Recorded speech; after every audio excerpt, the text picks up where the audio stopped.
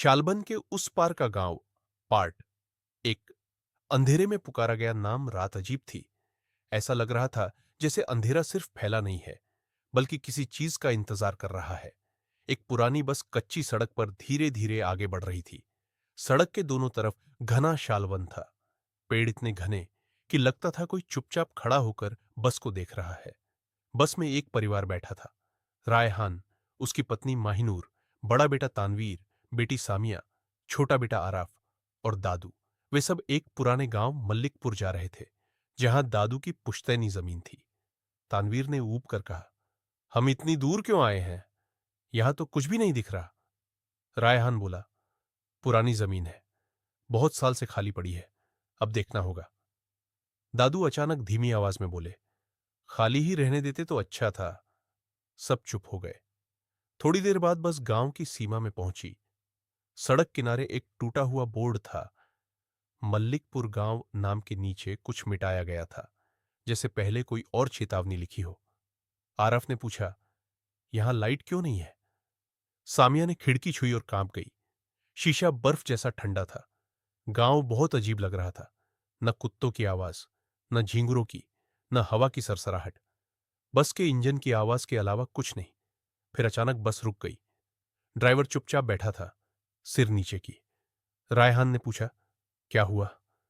Driver ने धीरे से सिर उठाया। उसकी आंखें लाल थीं। रात में यहां आगे नहीं जाया जाता, उसने कहा। क्यों? तानवीर ने पूछा। ड्राइवर बोला, मल्लिकपुर में रात के बाद रास्ते बदल जाते हैं।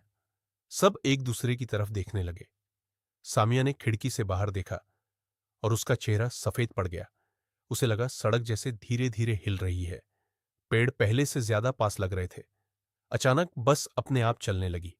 ड्राइवर ने कुछ नहीं किया था। माहिनूर ने बच्चों को कसकर पकड़ लिया।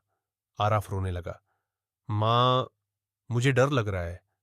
दादू पहली बार बाहर देखते हुए बोले, उन्होंने हमें देख लिया है। कौन? तानवीर ने पूछा। दादू ने बहुत धीमी आवाज में कहा, जो इस गांव को छोड़कर नहीं जा सके। कुछ देर बाद बस गांव के अंदर पहुंची। पहले लगा गांव खाली है, लेकिन फिर सबने महसूस किया हर घर की खिड़की से कोई उन्हें देख रहा था। एक घर की खिड़की में सफेद कपड़ों में एक औरत खड़ी थी। वह बिल्कुल नहीं हिल रही थी, लेकिन जैसे ही बस उसके पास से गुजरी, उसका सिर धीरे धीरे घूम गया। पूरा शरीर स्थिर था, सिर्फ सिर। सामिया चीख पड़ी।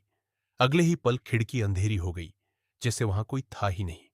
बस आखिरकार गांव के आखिरी हिस्से में रुकी।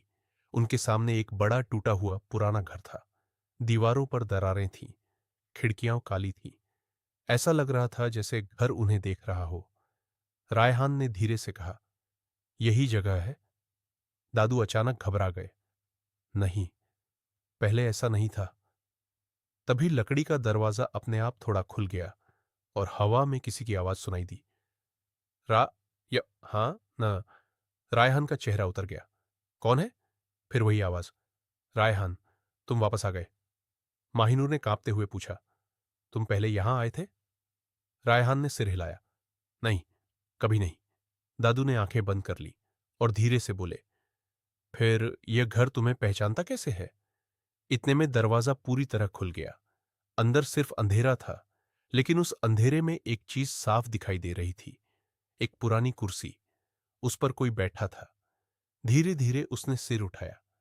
चेहरा अंधेरे में छिपा था। फिर उसकी भारी आवाज गूंजी, आखिरकार पूरा परिवार आ गया। उसी पल बस की सारी लाइटें एक साथ बंद हो गई। पूरा अंधेरा। और फिर बस के अंदर किसी के चलने की आवाज आने लगी।